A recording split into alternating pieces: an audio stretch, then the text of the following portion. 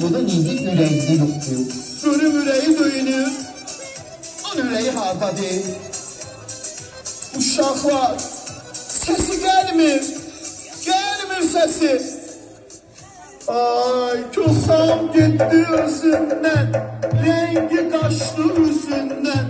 Bayram günü nədir bu? Bəlkə divanədir bu. Kösam etmə ağlıbı. Yırğala saqqalıbı. Qalıbı etmə qara. Bekar qalıb lağara.